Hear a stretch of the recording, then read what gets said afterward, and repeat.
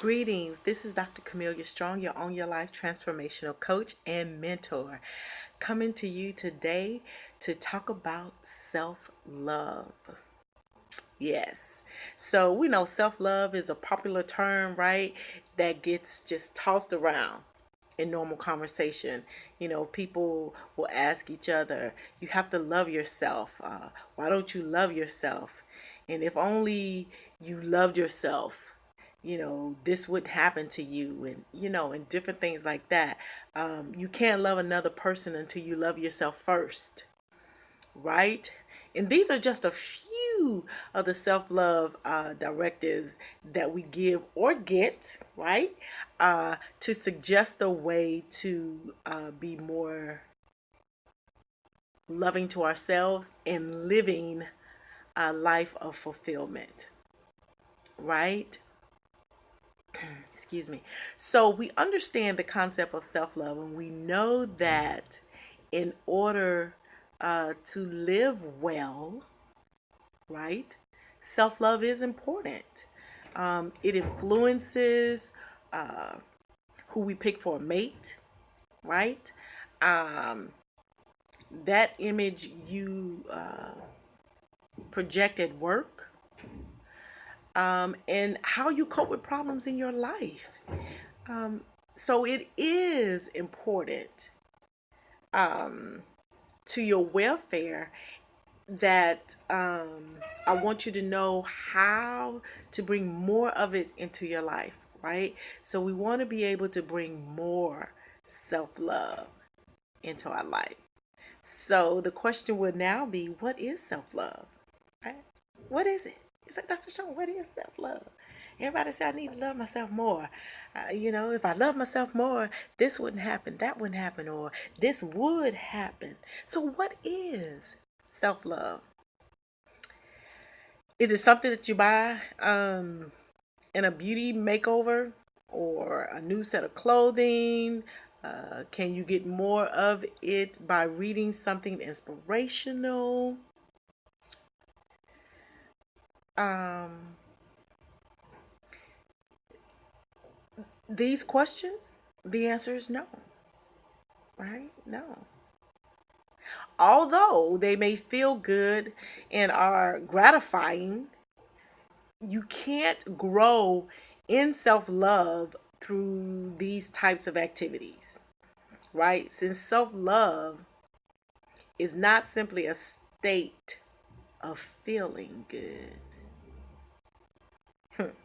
self love is a state of appreciation for oneself that grows from actions that support our physical, uh, psychological, and spiritual growth, right? Self love is dynamic. It's dynamic. Um, it grows in actions that mature us. So when we act in ways that expand self love in us, we begin to accept much better our weaknesses as well as our strengths, right? As human beings, so struggling to find personal meaning, um, you have a less need to explain away your shortcomings, right?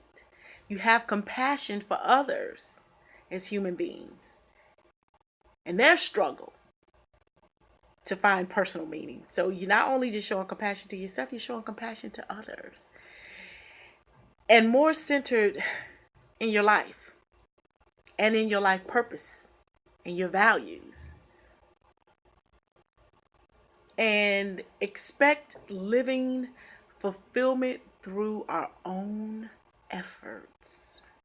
So self-love is really about getting in touch with you and then sharing it, right?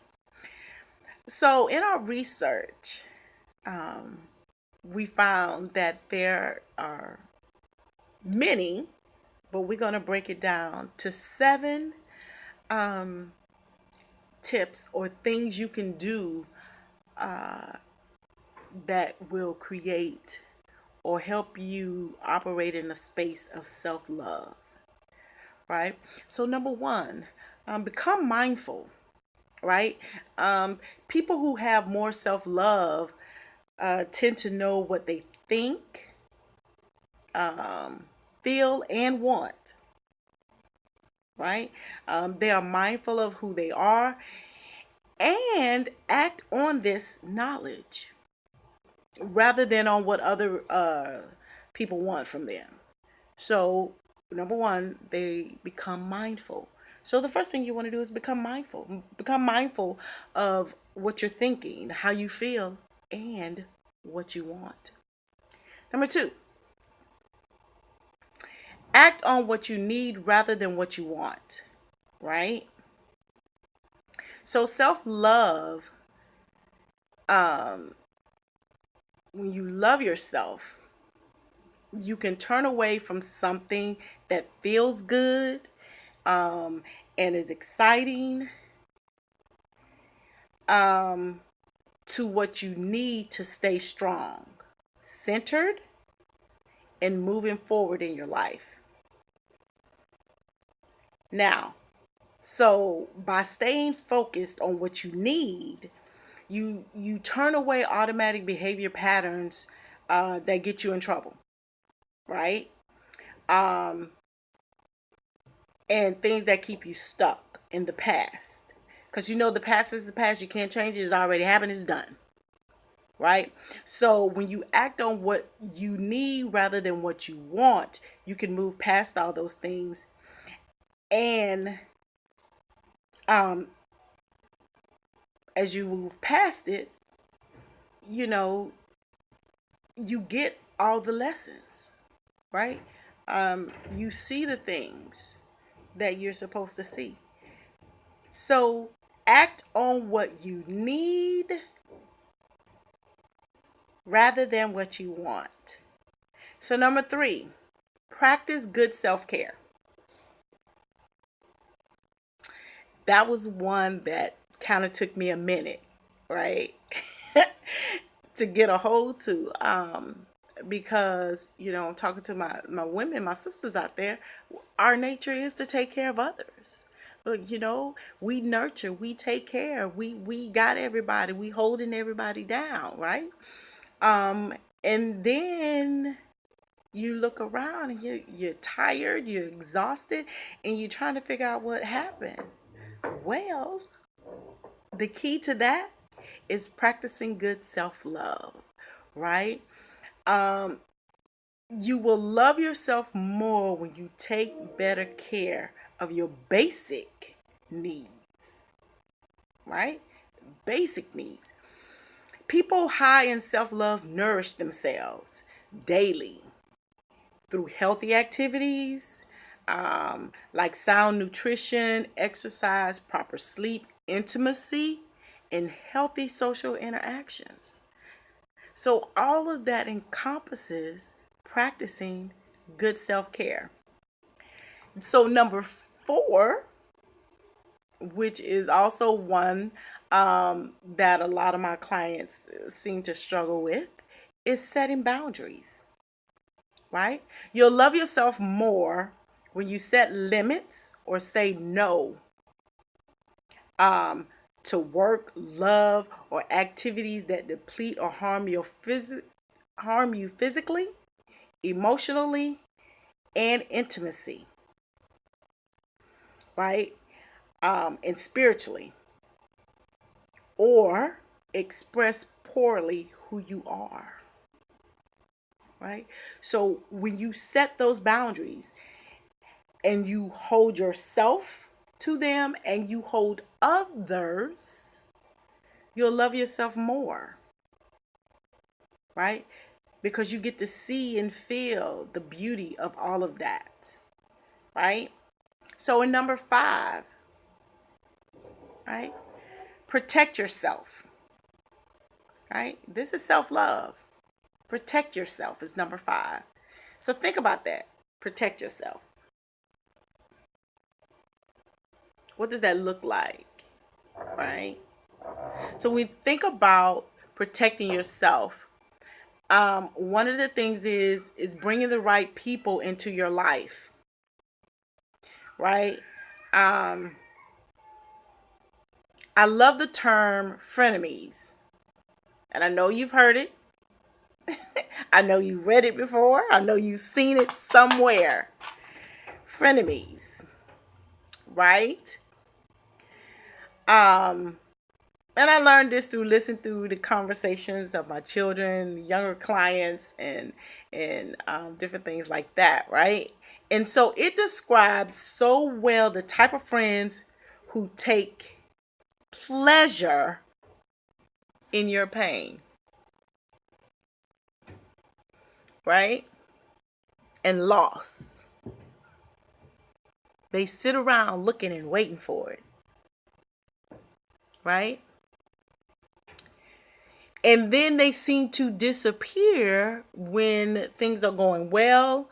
They don't have much to say when it comes to your happiness and your success. You know, when you're operating in that space and things are going good, right? They don't have much to say. In fact, they may have something negative to say about that, right? So my suggestion to you here is simple, right? It's real simple. Real simple. 4 words. Get rid of them. Bye. Yeah, get rid of them. You know who they are, right? Um, there isn't enough time in your life to waste on people who want to take away the shine on your face that says, I genuinely love myself. I love my life. And I love life in general. You don't have time to have those people in your life. Besides, you will love and respect yourself more when you do that. Right? So number 6. Now number 6 is really important. So don't take the fact that it's number 6 that it means that it's less important, because that is not true at all. Okay? Number 6 is really important. It's really, really, really important. And it is forgive yourself. Forgive yourself. We can be so hard on ourselves as humans. So hard. And that's the downside of taking responsibility for our actions, is punishing ourselves too much for mistakes in learning and growing. Right? Mistakes are necessary. Right? That's how we learn. That's how we improve processes and systems, by making mistakes. Right? That's how we grow.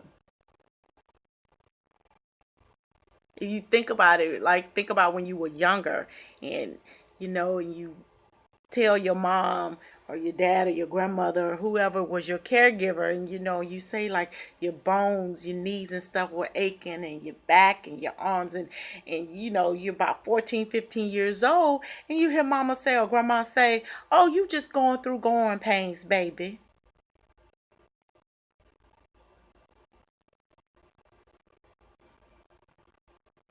Life is no different. So be kind to yourself, right?